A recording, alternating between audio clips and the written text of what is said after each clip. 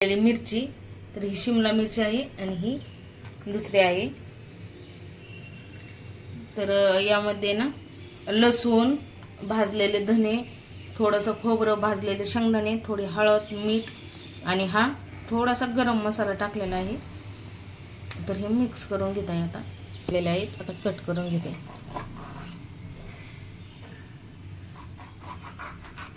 असं वांग्यावानी 4 भाग करून घ्यायचे आहेत, पाहू शकता। याच पद्धतीने सगळ्या कट करून घेतलेल्या होत्या। घेतल्या तर हे 3च होत्या, तर आता या 3चं काय करायचं म्हणून यामध्येच टाकून घेतलेले आहेत। आता आहे ना ही शिमला मिरची ना पातळ कातड्याची घ्यायची, म्हणजे छान पण लागते खायला पण आणि लवकर शिजती पण। तर आता यामध्ये ना हा कूट भरून घ्यायचा आहे शेंगदाण्याचा। तिखट आवडत असेल तर थोडीशी लाल मिरची टाकून घेऊ शकता, पण आम्ही तिखट नाहीत करीत, या अशाच पद्धतीने करतो। गरम मसाला हे काहीच नाही टाकत, हळद नाही टाकत, सगळ्या मी या पद्धतीने भरून घेत आहे मिरच्या शेंगदाण्याच्या कुटाने।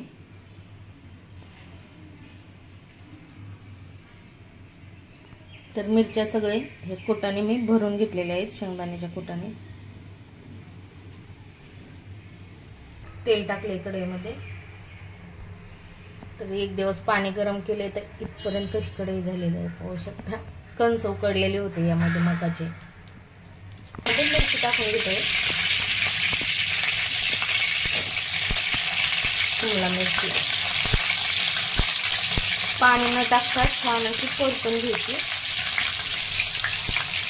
दोन्ही साईडने छान परतून घ्यायची। पाणी न टाकता दोन्ही बाजूने अशी छान परतून घ्यायची मिरची।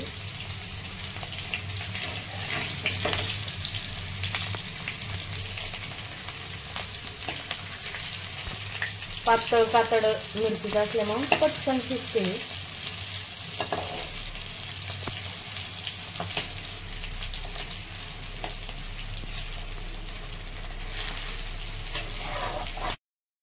कूट टाकून घेत आहे यामध्ये।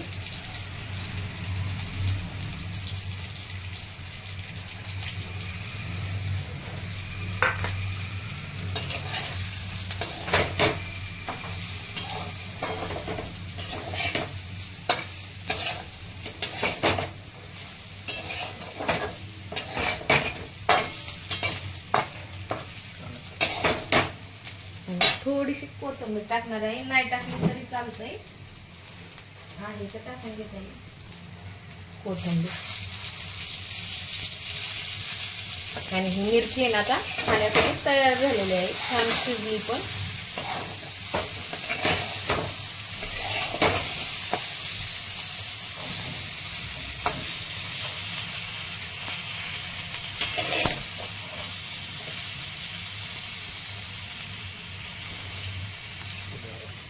व्हिडिओ आवडला तर लाईक करा, सबस्क्राईब करा, एकदम सोप्या पद्धतीने बनवलेले आहे।